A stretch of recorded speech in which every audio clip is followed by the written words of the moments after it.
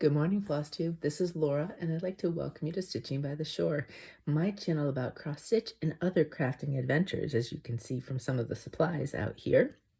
Today, we're going to finish an artist trading card. I promised you last week that when I went to finish the one I finished stitching, that I would do it together with you, just to give you some sort of idea of how I do it. I know some of you have really liked the idea of swapping cards, trading cards, but you weren't sure how to finish them. Now remember, this is just one way of how to finish it. And I'm drawing from my knowledge of paper crafting. I started paper crafting in the early 90s, and so I've come to be very familiar and comfortable with certain ways of finishing, and I've taken that and when I brought it to my cross stitch, and that's how I do some of my finishing. So that's what you're going to see. There are other different, just as good ways to finish, whether it be sewing or other types of ways.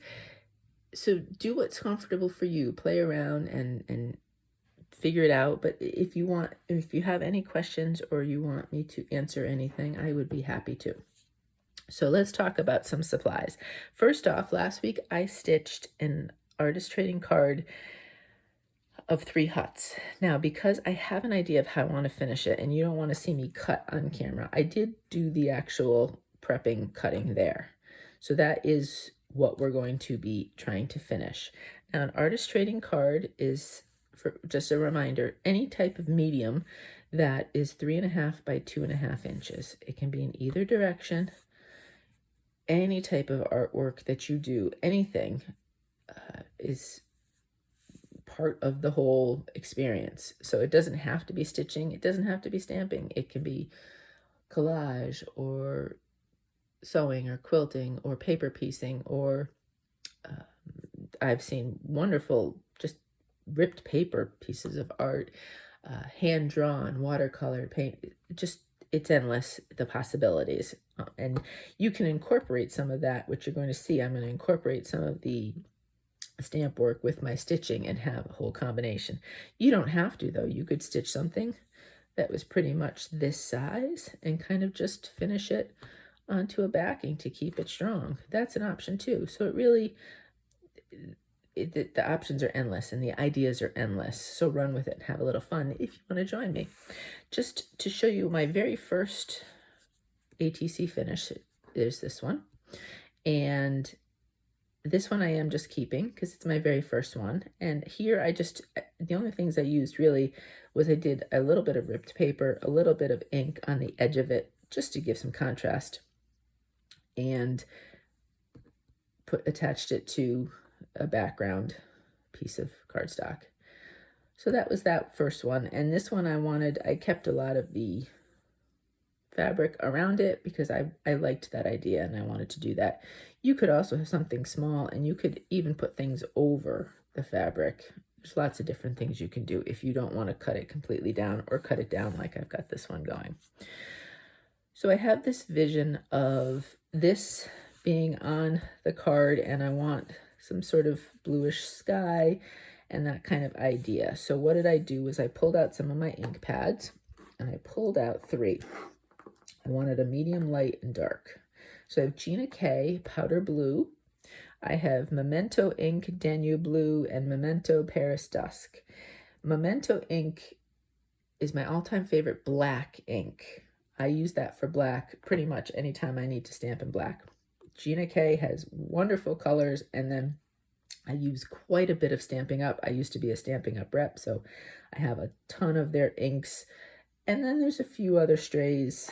If I were to go and look at my supply, there's other brands. There's a lot of different brands of inks and lots of different things. If you find one that you like, I was curious to try some Hero Arts.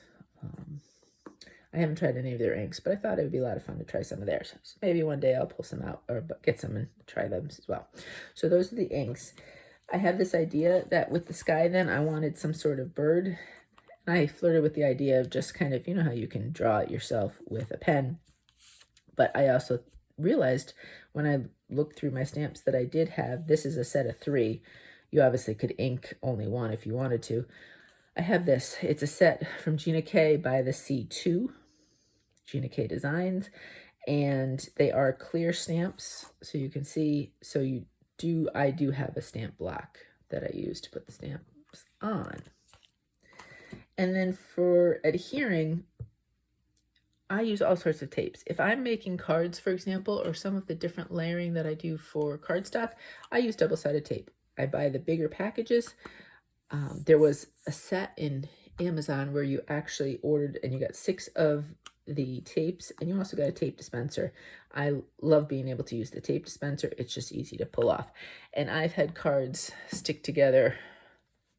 Sometimes I had samples before I moved and got rid of a lot of that were over 10 years old, and they were still stuck tight with the double-sided tape. So that works well. I also happen to like different types of other tapes. This one, the red line tape, this sticks to everything. So if I wanted to stick something to metal, I would use this. This would be the one I would pull out. You can get it in lots of different places, from Amazon, scrapbook.com. You probably can get these even at Michael's or Joann's or places like that. I usually have bought it online, but I'm sure you can get it other places. Any type of place that would have a stamping or scrapbooking supplies probably would have it. And then there's a stamp company called Viva Las Vegas. And one of the things that they also have is double-sided tape. Lots of different widths. I just happened to pull these 2 out. I like these as well. As if I'm doing anything with that's been embossed, like dry, embossed, that there's a bump of some sort, I usually like to use these to adhere them to other pieces of cardstock, or just sometimes different items. If I'm doing ribbon, I will either use this or this rather than just the plain double-sided tape. I like to add it a little bit extra. In my mind, it adds extra strength. In reality, I'm not sure. But you know how you get an idea in your head, and that's what you do with it. And then I also have just a couple of brushes that I will use to blend in some of the ink. I am no expert at blending. If you were to watch some of the videos from Gina K, Gina is an expert with the blending and with inks, and she's so fun to watch. So I would suggest watching her if you want to see really good technique with it. Mine is much worse and definitely not as polished as hers happens to be. So first things first, like I said, I wanted this to be sort of a scene without being like a real involved scene. I did decide I wanted to keep all the way to the edge down at the bottom. Let's make sure I have this up far enough for you to see. First time I'm doing this way, so we'll see how it works. So I will keep that. So it's not a complete scene where I'm creating the bottom and everything else. I just wanted something on the top. So when I stamp or do anything with ink, I like to use, and I'm gonna move these back a little bit. I don't like to do it straight on my table because I don't want to make my table a mess. And I wouldn't want to make this a mess either. I like to work on surfaces that are not as hard as the table. So the tabletop itself would be really hard, and this would be too. I like a little bit of give when I stamp, so I take usually a magazine. So today we're taking the Christmas Ornaments 2021 Just Cross Stitch Special Edition, and I put that down. So now I've got some give when I stamp, and then I just stick some scrap paper on there because that's where the inks are hopefully going to go. Believe you me, I don't know how I've done it over the years, but I'll have things down and then things get all over my tables anyway. I have special talent apparently for making a mess sometimes. So we'll try not to do that today. Now, what I wanted to do was create this background. I did a practice one just to show you, but I didn't do it in the correct order, so I couldn't use it if I messed up. But you could see this is what I was looking to do. Now, because I didn't do it in the correct order and figure out where I was going to go like that, we're covering up one of the birds, which would be fine if I really wanted to, but I should have angled this stamp a little bit more and I would have been fine. But that's to give you an idea of where I'd like to go with the picture. So first thing I'm going to do is I'm going to take the lightest of the colors, and I will take the brush and I will just start to add a little bit on there. The one thing that I have not mastered is when I first put it down, I try to go from the edge and then come out so that you don't get that distinct stop line with it. So I'm not as proficient with that as I could be.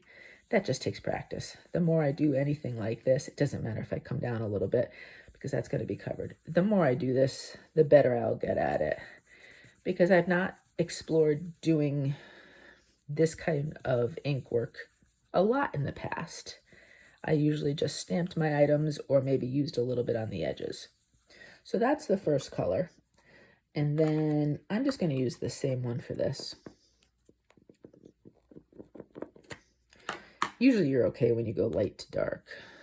Now this is a little bit darker, so I do want to be careful about getting those lines of where my brush would go. I don't want them. Oopsie, look, I already have an ink splotch. I told you, this is what happens sometimes. That will be covered, so I'm not even worrying about it at all.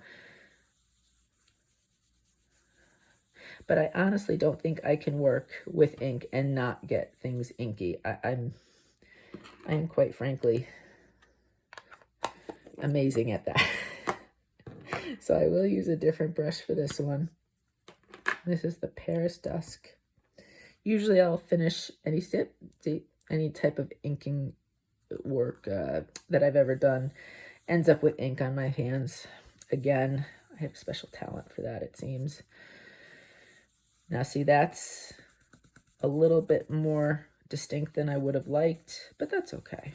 Again, it's just practice and doing some more of it, right? So that's it. I don't want anything too dark. So that's my little 3 colors right there. I'm going to, as a practice, put this down because I want a general idea of where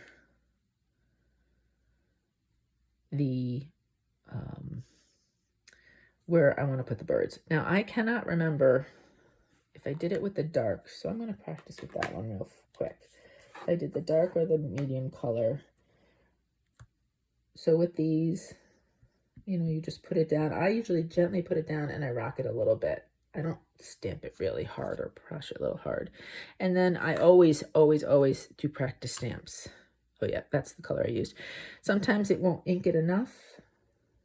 Part of that sometimes is you need to re-ink your things, your pads. Sometimes with solid stamps like this, it's going to be a little bit harder to get a full coverage just because it's solid and the ink sometimes just doesn't take as easily. So I like how that one looks. So we're going to try this for real. And again, I've done this before. Be careful. Sometimes the edges of your blocks can end up with ink on them, and then it's easy to put ink everywhere. So that is something to be careful of. So now I know where those are, where they're going to lay a little bit. So I'm going to look through and I'll lay that down. And then I think over here, I only want one. So I could ink the whole thing. In fact, that's what I'm going to do, I think. It's just easier that way. Or I could just go to the edges and ink this one. But because I can just stamp off the edges, because I have, oops, I think there's a little bit on that guy's wing. So what I'm going to do is I'm going to put it down like this. I, again, just place it down. This I gently rock a little bit, and there you go. That is the inked section of the birds. So now we're done with that kind of work. I am going to, I don't have any of these that are clean. Normally I would take a clean one now because I'm flipping over some of my stitching and I don't necessarily want, you know, I can take this off altogether. I don't necessarily want to flip it back onto the ink. The ink usually dries pretty quick. And for example, look on my finger, it's not coming off. It's not smudging anymore. My fingers have the ink on them, but it's fine. So now what do I want to do? I did cut, if you'll notice, I did keep this a little bit longer and I will adhere it and then I will cut the edges off. So what I'm going to do is I think I'm going to attach some of this to the bottom first.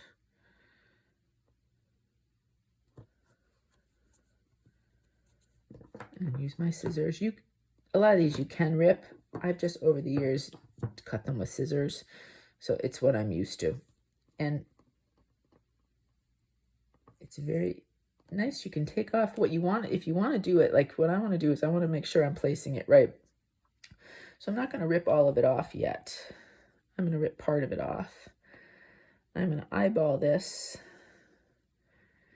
figure out how I want to place it with the two sides. And then what I can do is I can rip the rest off, and I'm going to hold it up a bit so I know that I've got it right at the bottom.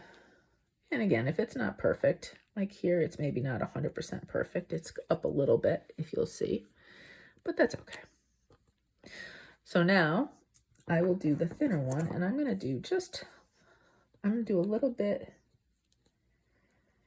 Let's see, how do I want to do this? I might do a little bit. And if I had thought ahead, but see, we're doing this off the cuff. If I had thought ahead, what I would have done was I would have put some, oh, actually, I can still take it off to a certain degree. And I'm going to put some on these edges before I completely put everything down. So there we go on that edge. And I'm going to put a little bit. If I had done this ahead of time, I might have done each and every edge completely. But because I am attaching this kind of off the cuff. So now all I have to do, I'm trying to decide, I think I want to do a little on those edges too. Like I said, when I make cards, the entire edges get taped. There is no, whoops, what I'm going to do is I got to lift up this a little bit. Oh, gosh, see? You're seeing real life, real crafting here. Nothing, like I said, nothing edited. Nothing any other way. Let's see here.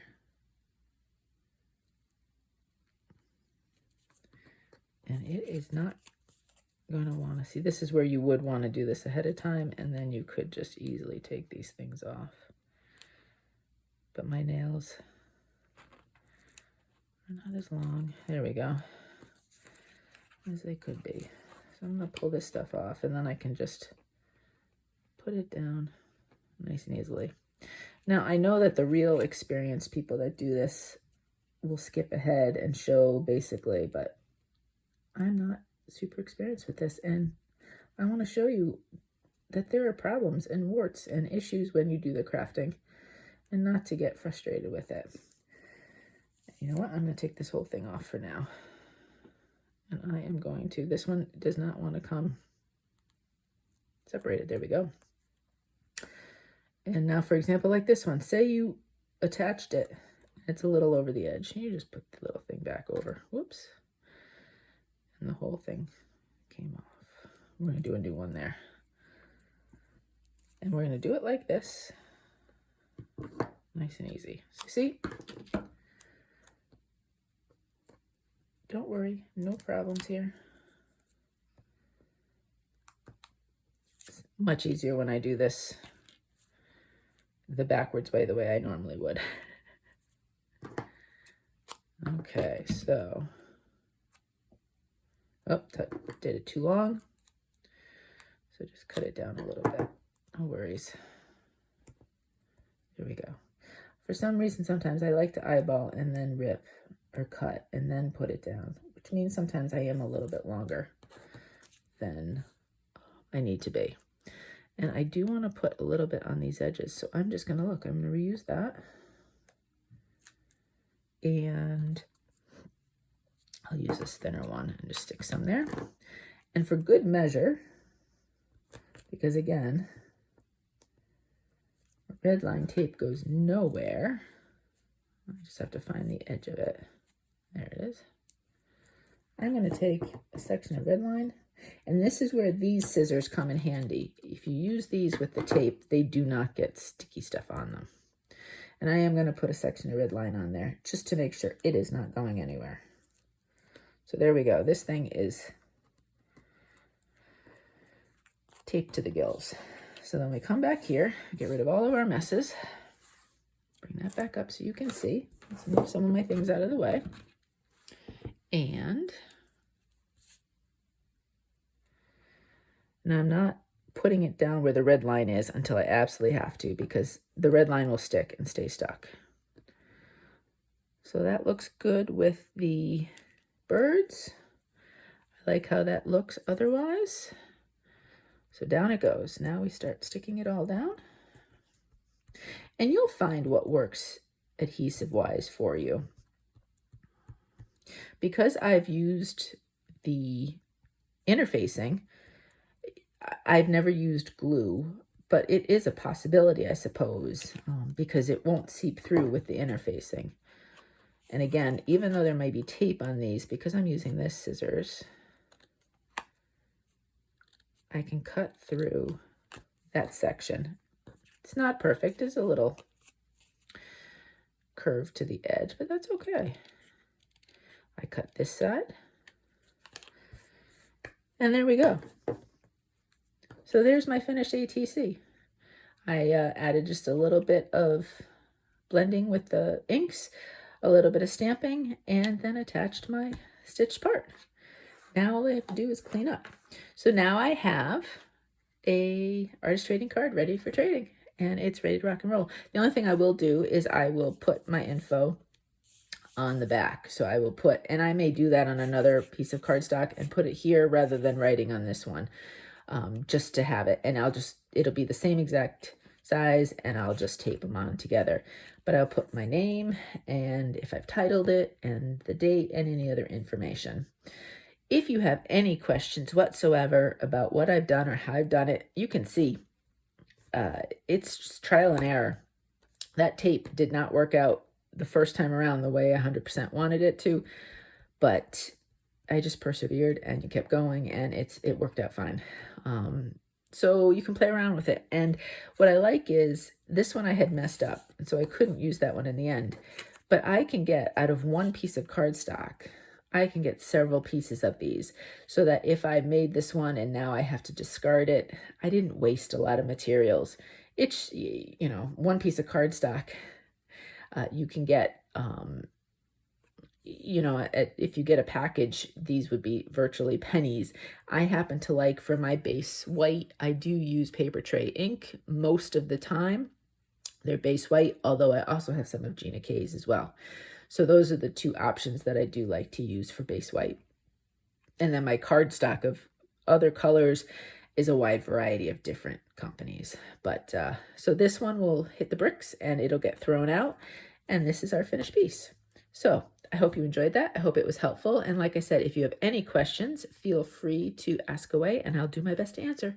Until next time, happy stitching.